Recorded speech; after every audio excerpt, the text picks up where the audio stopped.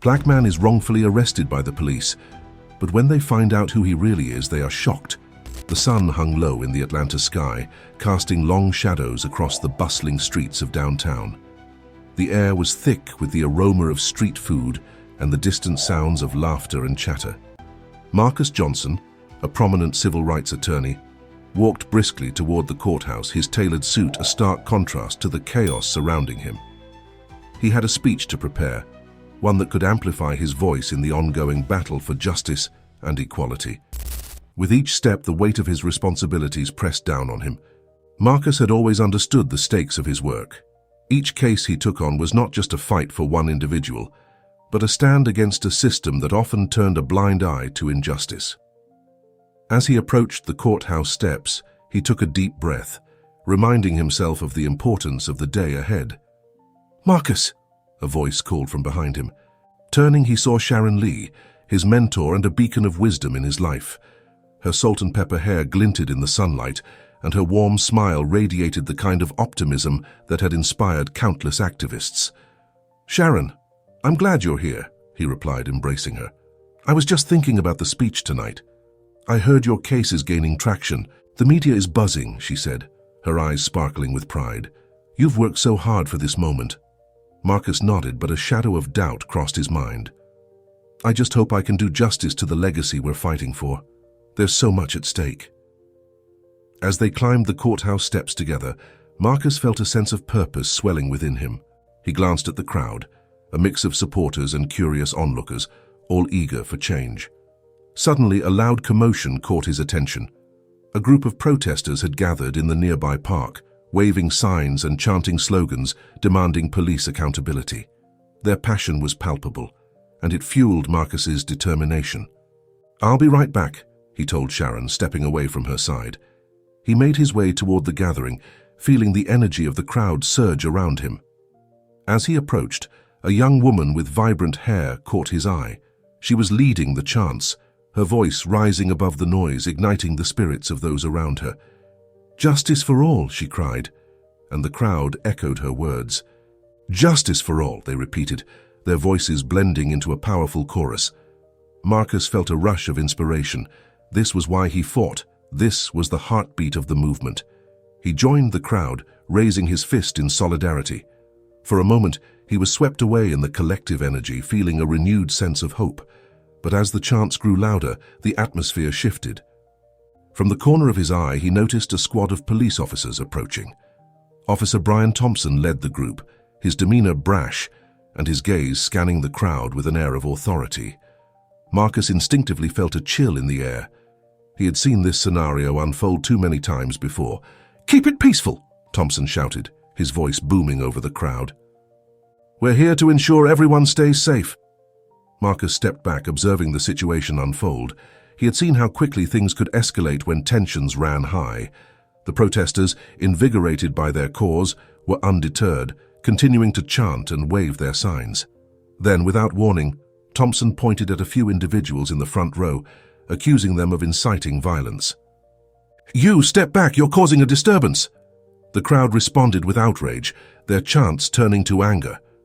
"We have the right to protest," someone shouted, and Marcus felt his heart race. He knew that one wrong move could lead to chaos. "Everyone, take a breath," Marcus called out, stepping forward. "Let's keep this peaceful." But it was too late. Thompson's officers began pushing through the crowd, their badges gleaming in the sunlight, demanding compliance. Marcus felt a surge of adrenaline. He couldn't let this moment turn into another example of police brutality. "Stop!" he shouted, stepping closer to Thompson. "These people are exercising their rights. You can't just push them around." Thompson turned, his blue eyes narrowing. "And you are just another activist trying to stir things up?" The words stung, but Marcus stood firm. "I'm Marcus Johnson, civil rights attorney. I fight for justice, and I won't stand by while you intimidate these people."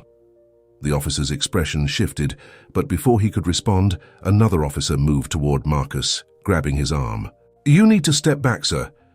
"Let go of me," Marcus protested, his voice rising. "I'm not doing anything wrong."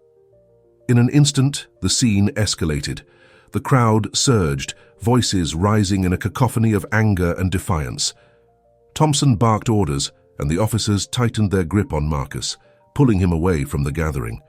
"Stop resisting," Thompson yelled, but Marcus felt a rush of disbelief. How had it come to this? "No, you're making a mistake," he shouted, struggling against their hold. "I'm not the enemy." But the officers weren't listening. The chaos enveloped him, drowning out his protests as they dragged him toward their squad car. Fear coursed through him, but he fought to maintain his composure. As they reached the vehicle, Marcus glanced back at the crowd. He saw Sharon standing at the edge, her expression a mix of horror and disbelief. In that moment, he knew he had to remain calm. If he lost control, it would only reinforce their biases. "Just breathe, Marcus," he whispered to himself, trying to center his thoughts. "This isn't how it ends." As the officers shoved him into the back seat, he felt the weight of their assumptions bearing down on him. He had always fought against the system, but now he was caught within it, a victim of the very prejudice he sought to dismantle. With his heart racing and his mind spinning, Marcus knew that somehow he would turn this moment into something powerful. He wouldn't let this injustice go unchallenged. This was just the beginning.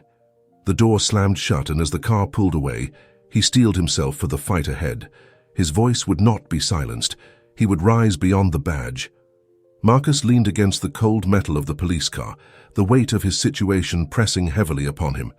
His heart raced as the vehicle pulled away from the chaotic scene, leaving behind the chants of protesters and the fearful faces of onlookers. He could still see Sharon's horrified expression etched in his mind, a reminder of how quickly everything had spiraled out of control.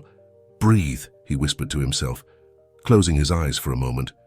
"Just breathe." As the car navigated the familiar streets of Atlanta, Marcus felt a mix of anger and disbelief. He had dedicated his life to justice, yet here he was, unjustly arrested, treated like a criminal. The sirens and flashing lights felt like a cruel twist of fate, a stark contrast to the important speech he was supposed to deliver that evening about racial equality. "Why are you doing this?" he asked, directing his question to the officer in the front seat, a young man with a buzz cut and a hardened expression. "Just following orders," came the curt reply. Marcus clenched his fists, frustration bubbling beneath the surface. He couldn't afford to let this moment break him. He had to think strategically, to find a way to turn this situation into a powerful statement. As they arrived at the precinct, the officers escorted him from the car, the weight of their hands on his arms feeling like an anchor pulling him down. Marcus kept his head high, refusing to show any sign of defeat. He knew that if he allowed them to see his vulnerability, it would only serve to reinforce their misconceptions about him. Inside the precinct, the fluorescent lights buzzed overhead, casting a harsh glow over the stark white walls. The air was thick with tension, a palpable reminder of the authority that loomed around him. Marcus was led to a small holding cell, the door clanging shut behind him, with a finality that sent a shiver down his spine. "Sit tight," one of the officers said, and Marcus couldn't help but notice the smugness in his tone. As he sat on the hard bench, Marcus tried to gather his thoughts. He had been arrested for standing up for the rights of others, for attempting to protect peaceful protesters, and now he was trapped in a place that represented everything he fought against. The irony was almost unbearable. Minutes turned into hours as he waited in the dimly lit cell, the silence amplifying the chaos in his mind. He could hear the distant sounds of laughter and chatter from the precinct, a stark reminder of the world outside, one that was rapidly moving on without him. "Marcus Johnson?" a voice called, breaking him from his thoughts. He looked up to see an officer standing at the door, clipboard in hand. "You're free to go, but you need to stay out of trouble. Understand?" Marcus nodded, relief flooding through him. As the door swung open, he stepped out into the bustling precinct, where officers moved about, oblivious to the weight of his experience. "Where's my phone?" he asked, glancing around for any sign of his belongings. "It'll be returned to you after processing. Just follow me," the officer replied, leading him to a small office. Marcus's mind raced as he entered the cramped space. How could he turn this experience into a catalyst for change? He couldn't allow them to silence him. He needed to speak out, to use his voice in a way that would resonate with the community and beyond. After a brief wait, an officer handed him his phone and he took a moment to scroll through the messages. His heart sank as he saw the flood of notifications, friends, colleagues, and supporters all reaching out, expressing concern and disbelief. "Marcus, are you okay?" read a message from Sharon. "I saw what happened. I'm here for you." He couldn't help but feel a surge of gratitude. In this moment of uncertainty, he was reminded of the community that stood behind him, ready to fight alongside him. With determination, Marcus began typing a response. "I'm okay, but I need your help. We have to turn this into something meaningful. Let's meet as soon as I'm out of here." After sending the message, he took a deep breath, steeling himself for what was to come. He couldn't afford to go home and wallow in despair. He needed to harness this moment, to channel his anger into something productive. As he stepped out of the precinct, the familiar sights of downtown Atlanta brought a wave of nostalgia. The street vendors, the bustling crowd, even the sounds of laughter felt like a reminder of why he fought. He had to remind himself that he wasn't alone in this battle. He quickly made his way to the nearby park, where he knew the protesters would still be gathered. The voices of the crowd grew louder as he approached, and he felt a rush of adrenaline.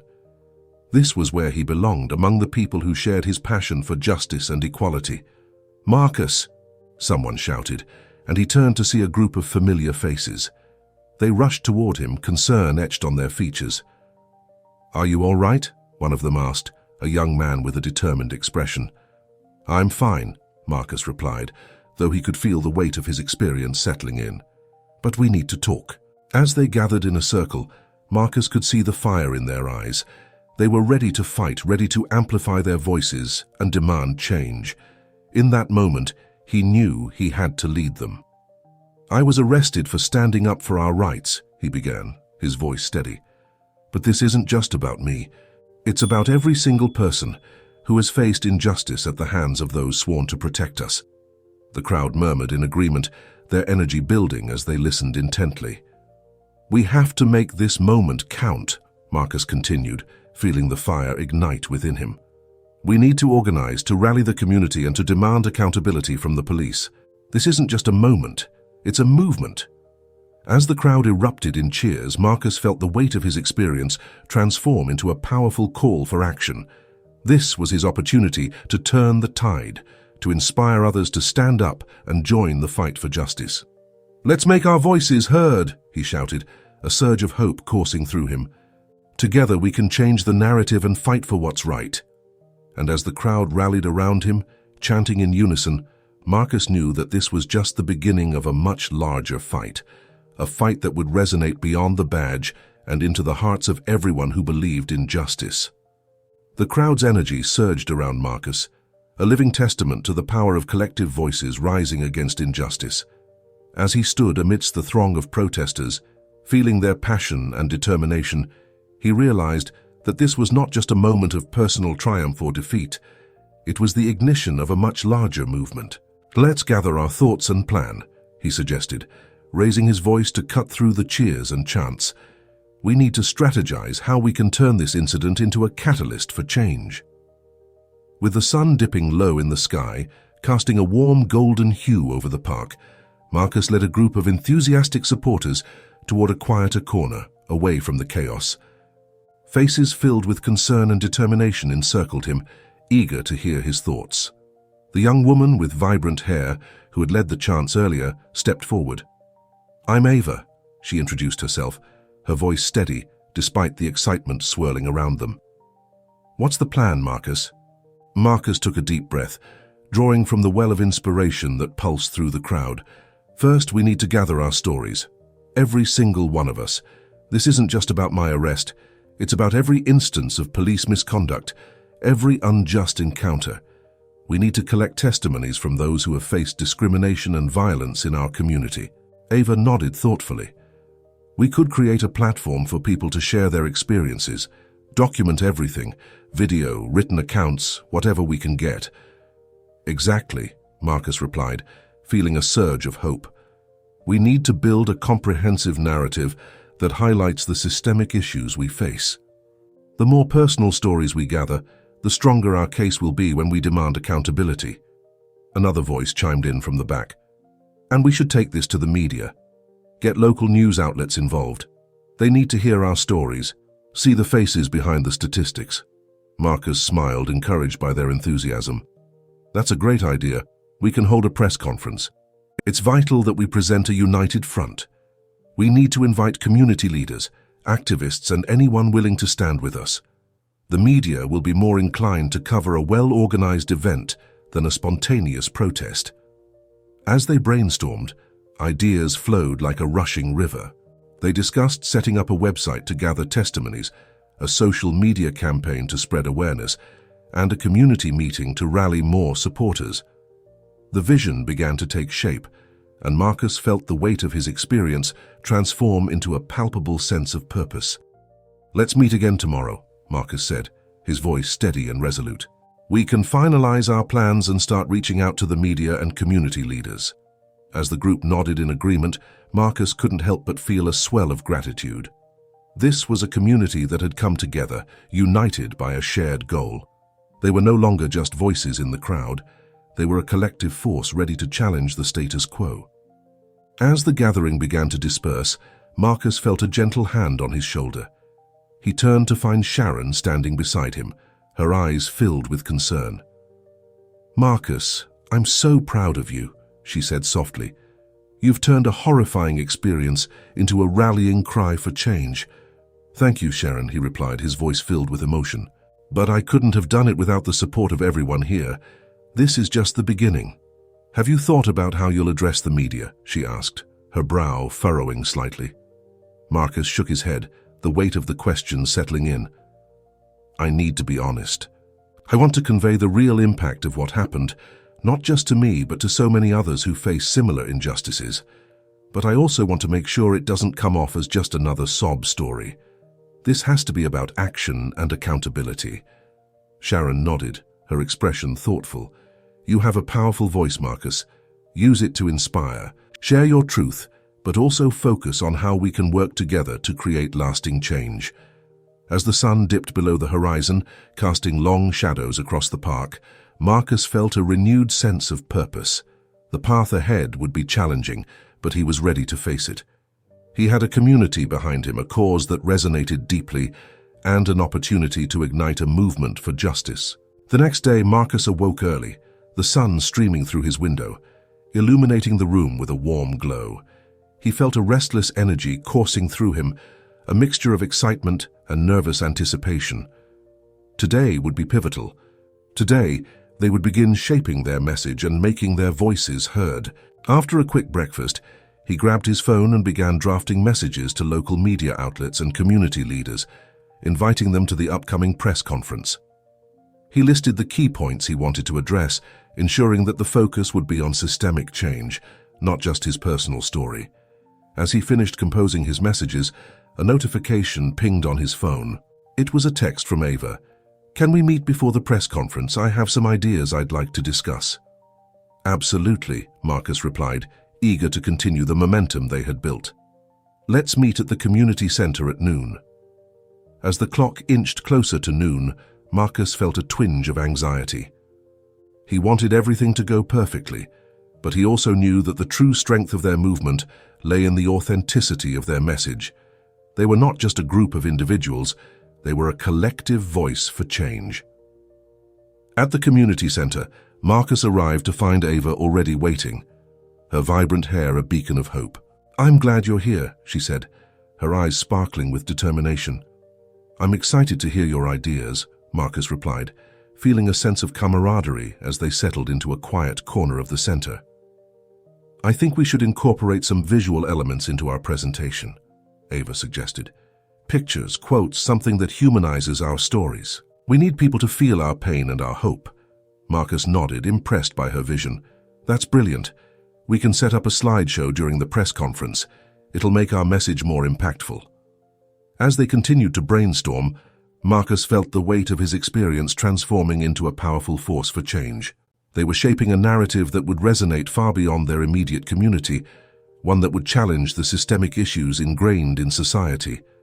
And as they prepared for the press conference, Marcus knew that their voices would echo far and wide.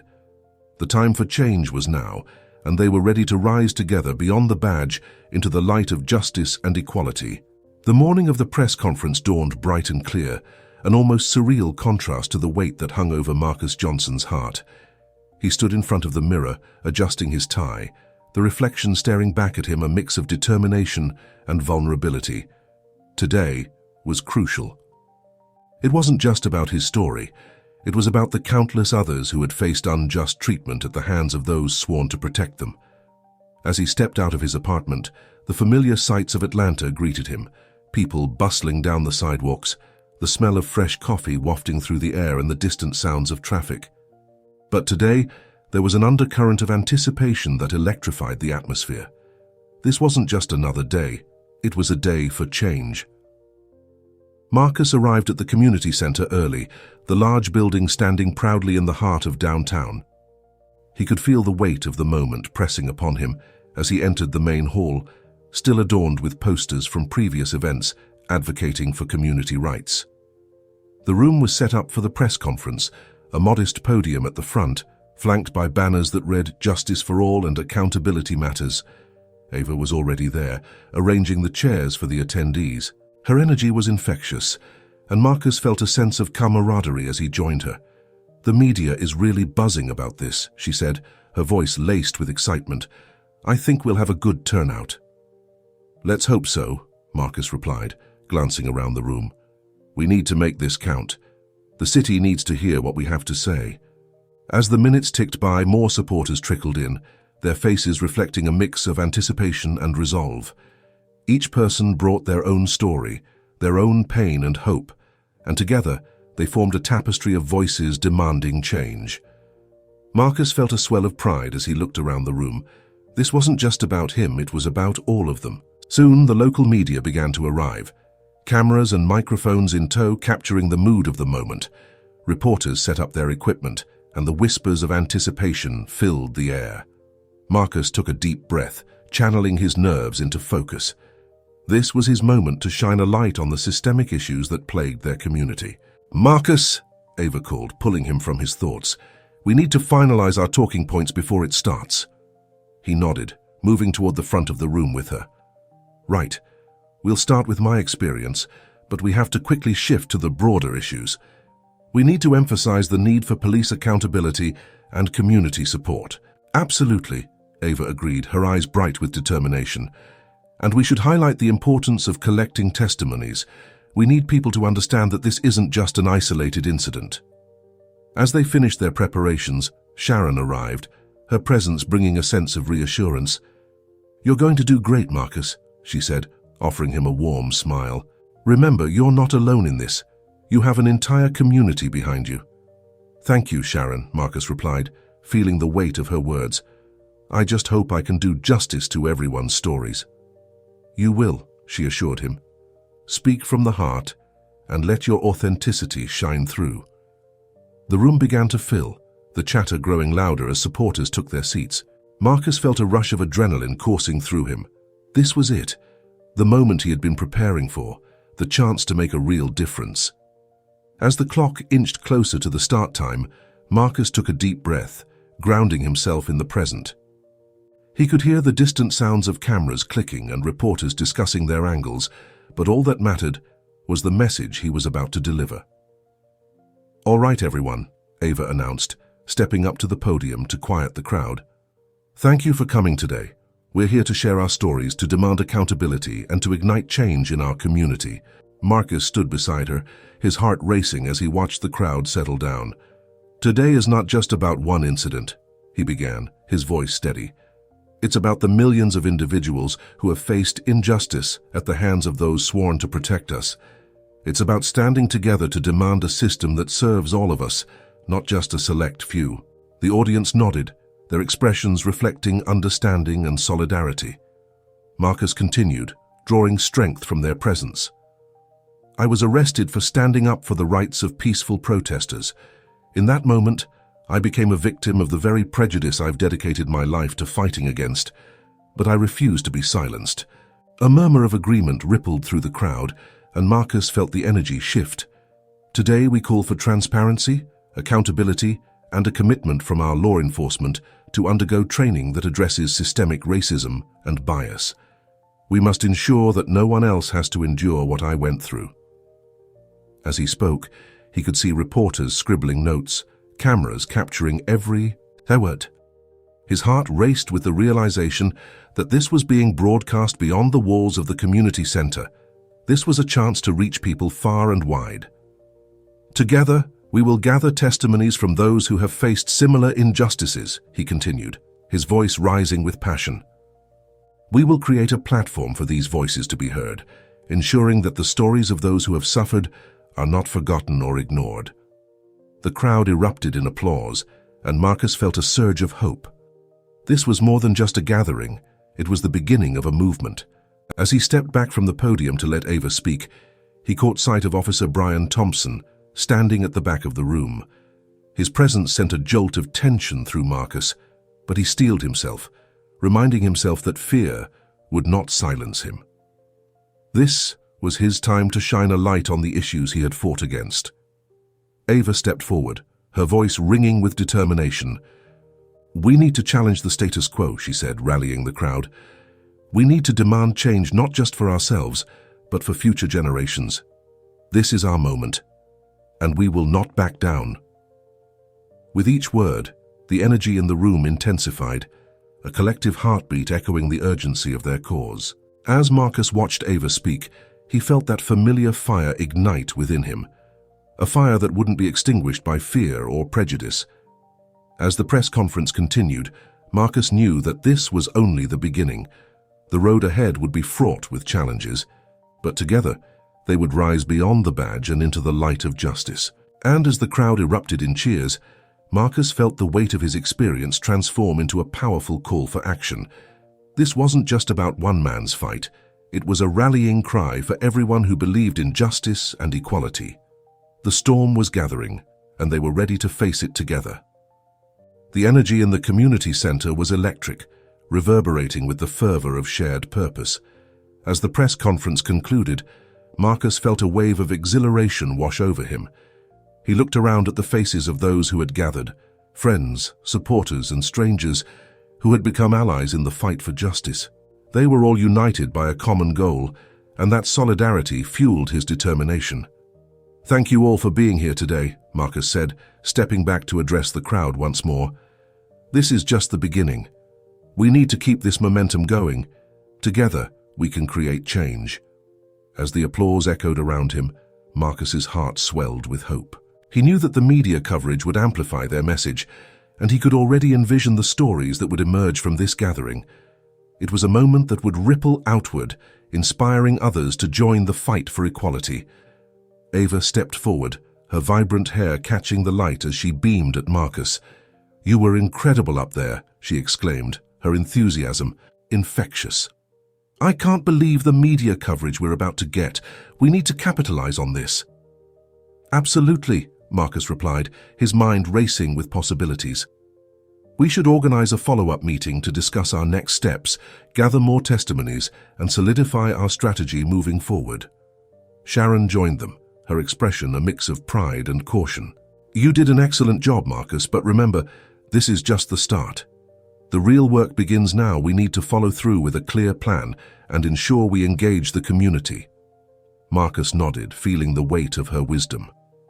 "I know. We need to establish a clear timeline for our initiatives and create a platform for people to share their stories. I want to ensure that everyone feels heard." As they continued to brainstorm, the atmosphere buzzed with excitement and determination. They discussed everything from social media campaigns to community outreach programs, each idea building on the last. The more they talked, the more Marcus felt the fire of their mission ignite within him. Just then, a commotion at the entrance of the community center caught his attention. He turned to see a group of reporters and cameras pushing their way inside, eager to capture the aftermath of the press conference. A sense of urgency washed over him, and he knew this was a crucial moment to maintain their visibility. "Let's get organized," Marcus said, motioning for everyone to gather their thoughts. "We can't let this opportunity slip away. Ava, can you handle the media inquiries? I'll prepare a statement to address any questions they have about our next steps." "On it," Ava replied, her eyes sparkling with determination. As the reporters approached, Marcus felt a mixture of anxiety and excitement. He had spoken his truth, and now it was time to ensure that the world heard it. The cameras focused on him, and he could feel the weight of their expectations. "Marcus, can you tell us about your experience and what you hope to achieve moving forward?" one reporter asked, microphone thrust forward. "Of course," he began, taking a deep breath to steady himself. "Today was not just about my arrest. It's about the systemic issues that plague our community and the need for accountability within law enforcement. We're here to demand change, not just for ourselves, but for everyone who has faced injustice. We're gathering testimonies, and we will present a united front to ensure that our voices are heard." The reporters nodded, scribbling notes, and Marcus felt the rush of adrenaline surge through him. This was the moment he had been preparing for, and he was ready to seize it. "Will you be working with local leaders and organizations to address these issues?" another reporter inquired. "Yes, absolutely," Marcus replied, his voice resonating with conviction. "We plan to collaborate with community leaders, activists, and organizations dedicated to social justice. Our goal is to create a comprehensive plan for police reform and community engagement. This is a collective effort, and we need everyone involved." As he spoke, he noticed Officer Brian Thompson standing at the back of the room, arms crossed, an unreadable expression on his face. Their eyes met for a brief moment, and Marcus felt a chill run down his spine. He had hoped the officer would recognize the impact of their movement, but the tension between them was palpable. "Marcus, how do you respond to the criticism that you're just trying to stir up trouble?" a reporter pressed, and Marcus felt the weight of the question hanging in the air. "Change is often seen as trouble by those who benefit from the status quo," he replied, his voice steady. "But we're not here to cause chaos, we're here to demand accountability and justice. If that makes some uncomfortable, then perhaps we're on the right path." The reporters exchanged glances, clearly intrigued by his response. As they continued to pepper him with questions, Marcus felt a surge of energy. He was ready to take on the world, to turn this moment into a movement that would resonate far beyond Atlanta. After the media session concluded, Marcus gathered with his team to reflect on the day's events. "That went better than I expected," he said, a smile breaking out on his face. "We're gaining traction. People are starting to listen." Ava grinned, her excitement palpable. "And the media coverage will only help amplify our message. We need to keep pushing forward." "Absolutely," Marcus agreed, his mind racing with ideas. "Let's get to work on a social media strategy. We need to create a campaign that highlights our mission and encourages people to share their stories. This is about more than just my experience. It's about standing together as a community." As they settled into planning mode, Marcus felt a sense of purpose guiding him. They discussed hashtags, potential video content, and how to engage the community effectively. The energy in the room was infectious, and Marcus knew they were on the brink of something significant. But in the back of his mind, the presence of Officer Thompson lingered. He couldn't shake the feeling that their paths would cross again, and he sensed that their confrontation was far from over. As the sun began to set over Atlanta, casting a warm glow through the community center windows, Marcus felt a renewed sense of hope. He had taken a stand, and now he was ready to lead a movement that would challenge the very foundations of injustice. He knew the road ahead would be fraught with challenges, but as he looked around at the faces of his supporters, he felt an unwavering conviction that together they would rise beyond the badge and into a brighter future.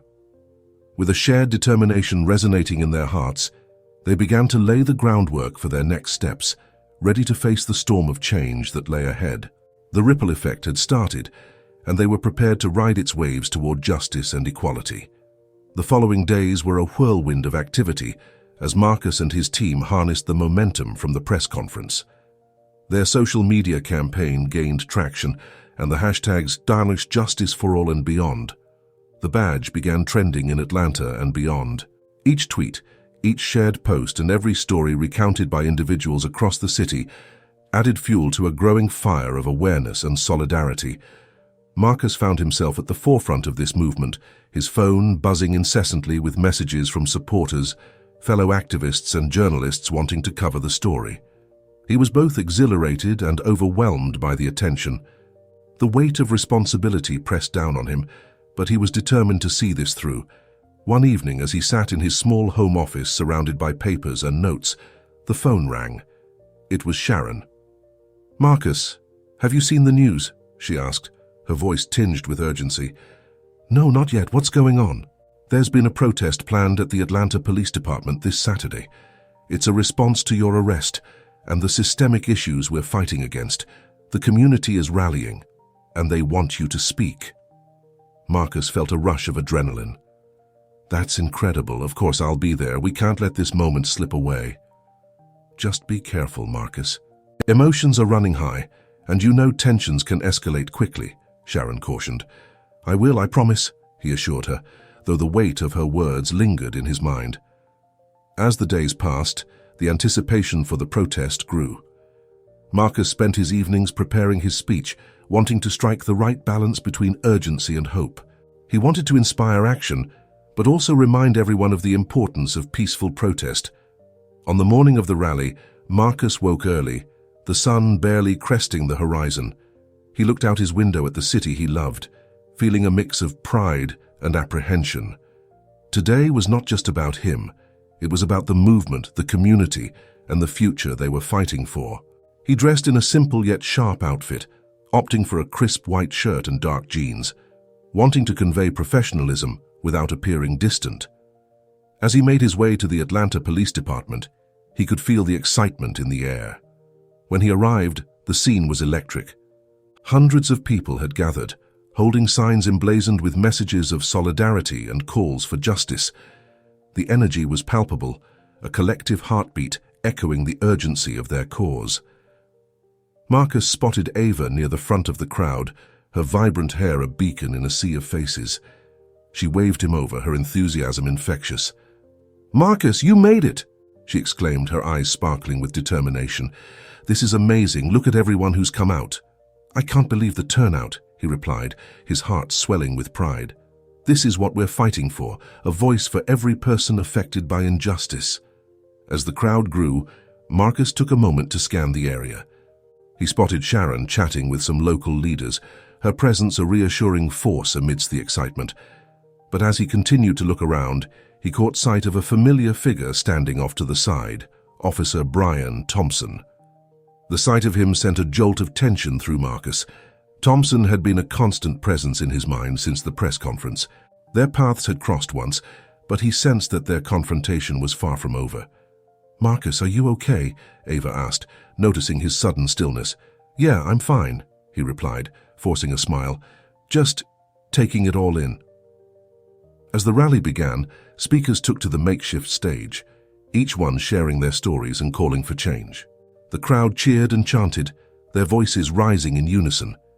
Each story recounted was a reminder of why they were all there, standing together in solidarity.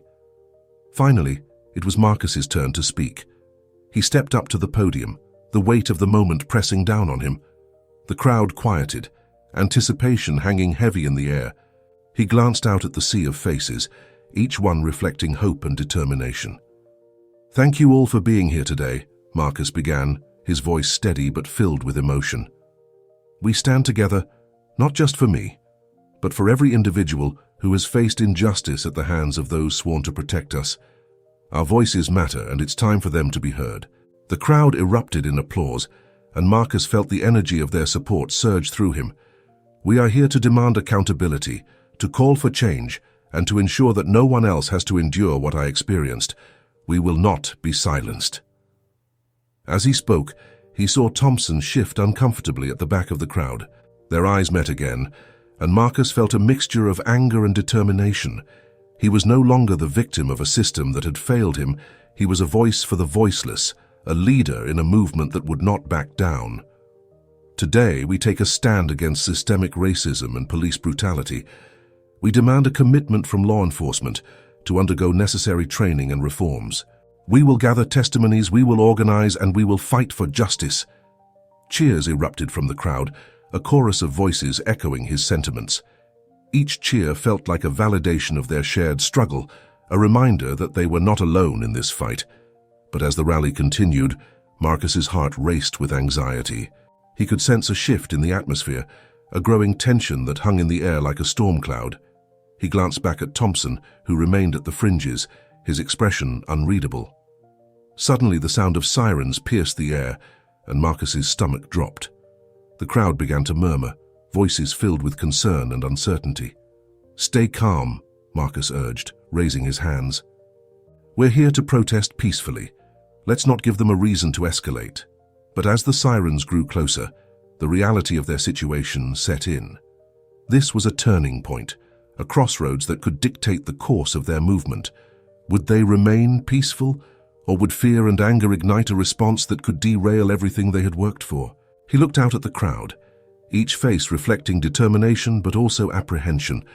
The moment felt fragile, teetering on the edge of something monumental. "Together, we are stronger," Marcus called out, his voice rising above the murmurs. "Let's stand firm in our commitment to peace. We are here for justice, not violence." As the sirens blared and police vehicles pulled up, Marcus felt the weight of the moment settle heavily upon him. This was the test of their resolve, the moment that could either solidify their movement or shatter it completely. With the crowd behind him, he took a deep breath, steeling himself for what was to come. The air crackled with tension, and Marcus knew that the next few moments would define not just the rally, but the future of their fight for justice. And as the police began to approach, he resolved to lead with strength and courage, determined to guide the movement beyond the badge and into the light of change. The sirens echoed ominously through the air, a haunting reminder of the power dynamics at play. As police cars lined the street, Marcus felt the weight of the moment press down on him. The crowd around him shifted uneasily, their energy fluctuating from determination to fear. "Stay calm, we're here for justice," Marcus shouted, his voice resonating with urgency. He stepped forward, positioning himself between the crowd and the approaching officers. He had to be the steady hand in this storm, the voice of reason amid the rising tension. "Marcus!" Ava shouted, breaking through the crowd's murmurs. "What do we do?" "We stand strong and united," he replied, locking eyes with her. "We won't let them intimidate us. We're here to demand change, not violence." But as the officers emerged from their vehicles, clad in full riot gear, a chill ran through the crowd. It was a stark contrast to the peaceful protest they had envisioned. The sight of shields and helmets sent waves of anxiety rippling through the gathered supporters. "Everyone stay together," Marcus urged, raising his hands to calm the crowd. The last thing they needed was panic. "Remember why we're here. We're fighting for our rights." As the officers moved closer, their expressions stern and unwavering, Marcus felt a surge of determination. He couldn't back down now. He had to embody the change he wanted to see. "Listen up," he called out, his voice cutting through the tension like a knife. "We are not your enemies, we are your community, and we have the right to be heard." The officers halted, a momentary flicker of uncertainty crossing their faces. Marcus seized the opportunity, stepping further toward them. "We are here to protest police brutality, not to incite violence. We want to open a dialogue, to work together for a better future." One of the officers, a tall man with a thick mustache, stepped forward. "This is a restricted area. You need to disperse or face arrest." Marcus felt a surge of anger, but tempered it with resolve. "Arrest us for what? Peacefully protesting? We're here to demand justice, to be treated as equals in our own city." The crowd erupted in cheers, their voices rising in a chorus of support. "Justice for all," they chanted, their unity bolstering Marcus's courage. But the officer remained unmoved. "You need to leave now, or we will take action." Marcus glanced at the crowd, their faces a mixture of fear and determination. He knew if this escalated, it could lead to violence, and that was the last thing they needed. In that moment, he made a decision. "Everyone listen," he called out, his voice steady. "We're going to stay right here, but I want each of you to hold hands with your neighbors.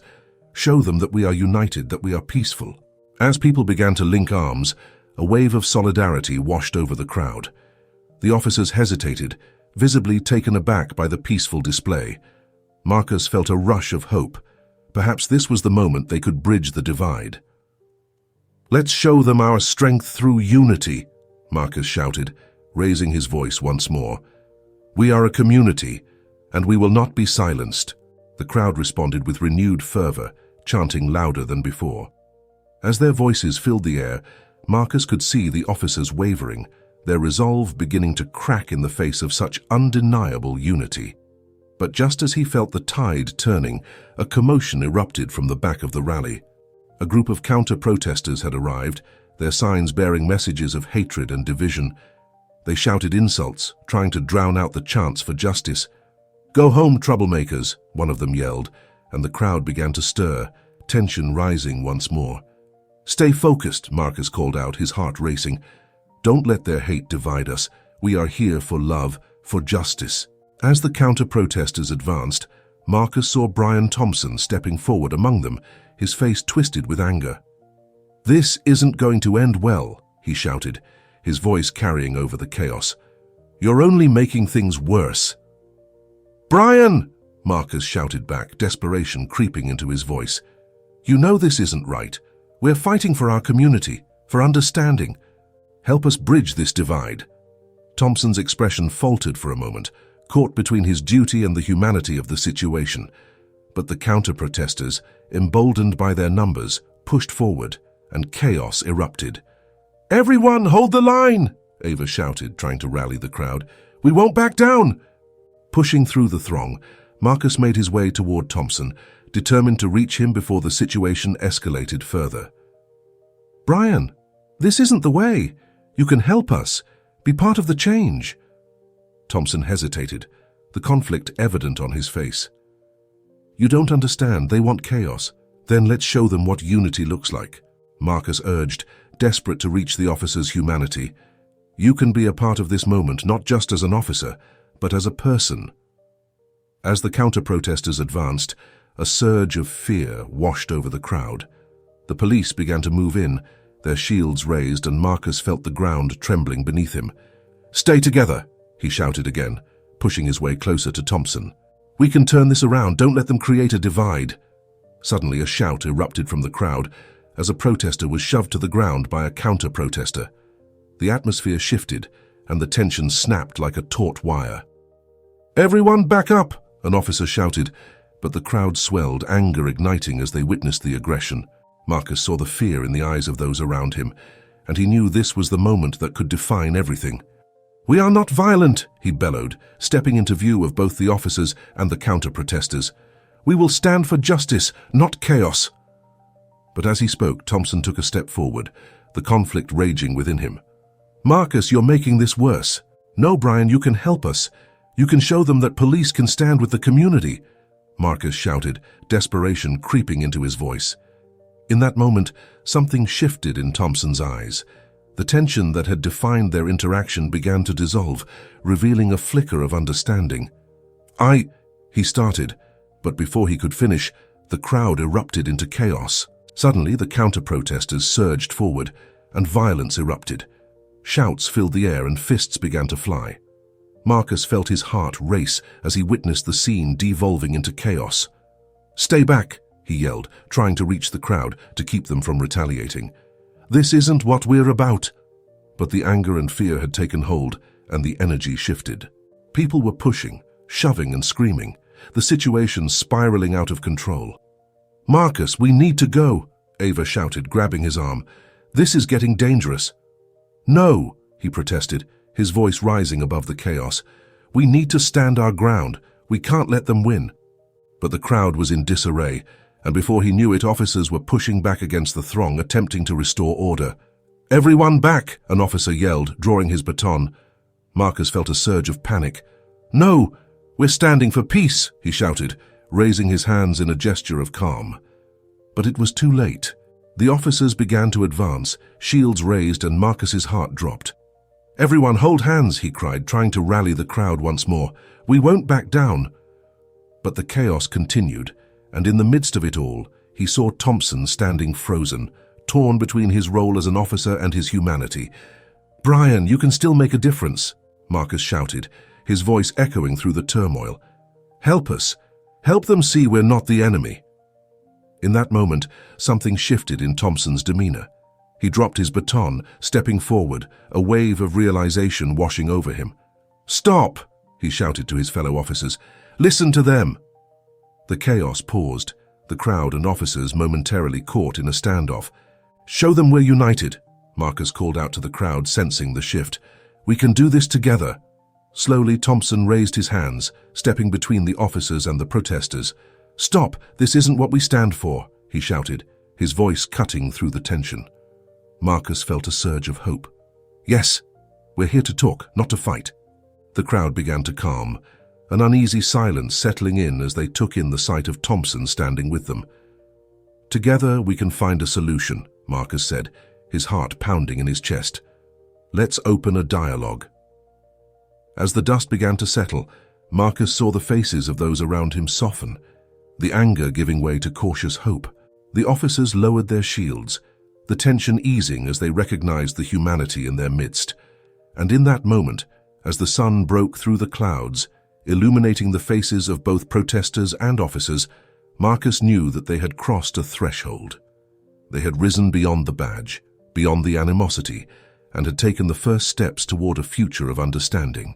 If this story touched you, be sure to subscribe and like. We'd love to hear your thoughts, so comment below about what inspired you most on this journey. Don't forget to share this story with others. Your voice can help spread a message of hope and strength.